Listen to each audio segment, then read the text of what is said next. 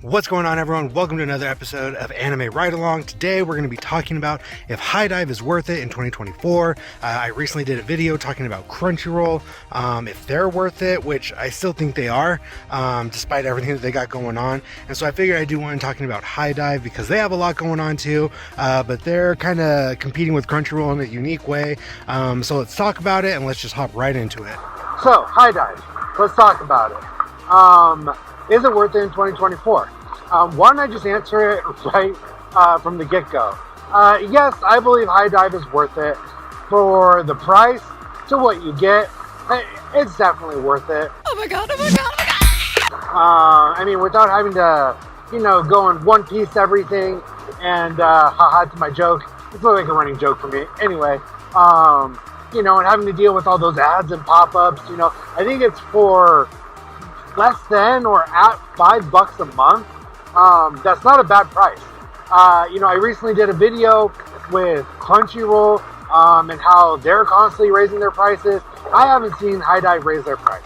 But here's the thing. I believe HiDive is competing with Crunchyroll and all these other streaming services that are really, pumping out anime content. Like Netflix and Amazon and a couple others. But here's the thing. One of the biggest things that I noticed with HiDive is all of their money, in my opinion, unless I see their financials, I'm not going to know. But it looks like all of their money goes to two things. One, acquisition, and B, just maintaining their platform and paying their employees. So I mean, you could say three things, but I guess I count that as two, as maintaining their platform. But anyway, and here's the big thing: they're going to grow, but when it comes to acquisition, HiDive focuses on fan service anime. Hey, you're drooling on it! Oh my! They really aren't focused on big shonen anime. They might get like an isekai or maybe one or two every now and then. But if you go look at their catalog, they are very heavily focused on fan service anime. And I think it's to really, get more subscribers, because if you like fan service in your anime, then they are going to be the ones that have it. Obviously, Crunchyroll has it too, but the reality of it is HiDive gets a lot of fan service anime.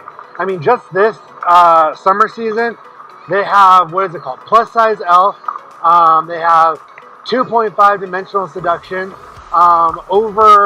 It's dubbing right now.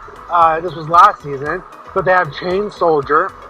If you look at their back catalog, they have Vermilion Gold. They have Demon Sword Master of Excalibur I think that's what it's called. Demon Sword Master of Excalibur Academy, Call of the Night, and just some older anime or continuously running. They have Chivalry of a Failed Knight, which that is just a great anime. I love that one. In general, that has a great story, but wish it would have gotten more seasons. Let's see, they also have How Not to Pick Up Girls in a Dungeon. So any way you look at it, they focus on getting a lot of fan service anime. And even some of the other animes that they get still has a lot of fan service. Now, the most, I guess in particular, one big pickup from them is Oshinoko, which, season 2 has not gotten a lot of, attention and press and media that season 1 got. I haven't started it yet, but just from what I've seen, it has not gotten that much attention.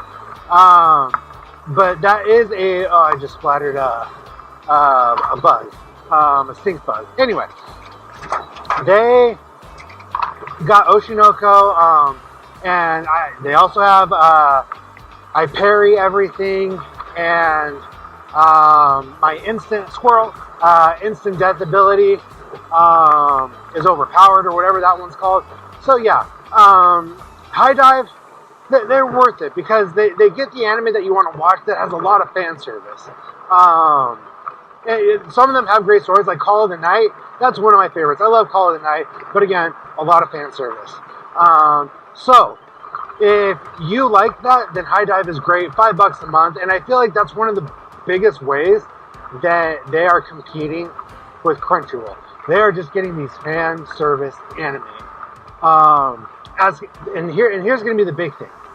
If you really want to be able to compete with another company that's the powerhouse, because let's face it, Crunchyroll is the powerhouse of anime, you need to be able to have a catalog that's long-standing. So you might get subscribers in the beginning that want to watch, one or two things, but once they're done with that, what are you going to do?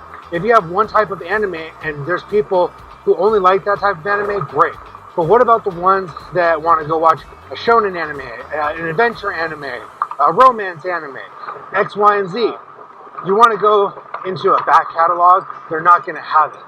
So those subscribers that you're going to get, you're going to lose them because you don't have the other type of anime that people are going to want to watch. How's it going? Good, thank you. They need to pick up other types of anime. And I know that they have it on there. They have Is It Wrong to Pick Up Girls in Dungeons? They also have Eminence in Shadow, which, side note, a lot of fan service. But it's also a shonen action anime. But regardless, So you get the point. HiDive, is it worth it in 2024? Yeah, for the price, for the amount of anime that you get, you can probably get a couple months out of it. But their back catalog, not really good in my opinion. So if you're looking for anime that isn't on Crunchyroll that's good, yeah, HiDive is going to have it.